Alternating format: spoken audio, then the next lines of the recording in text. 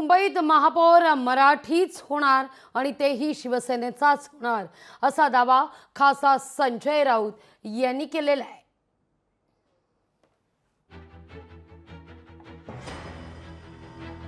फडणवीस किंवा त्यांचे मुंबईचे अध्यक्ष बरंच काही बोलत होते।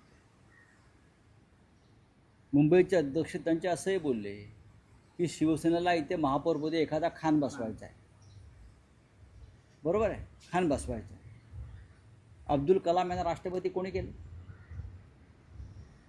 आरिफ मोहम्मद खान यांना बिहारचं राज्यपाल कोणी केलं? कोणी केलं? अशी अनेक उदाहरणे मला देता येतील। जर त्यांना खानांचा एवढा तिटकार असेल तर देवेंद्र फडणवीस आणि त्यांच्या लोकांनी हसन मुश्रीफ यांना मंत्रिमंडळातून दूर करावं।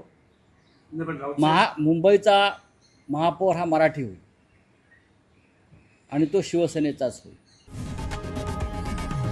लोकशाही मराठी ऐका, पहा, जागरूक रहा।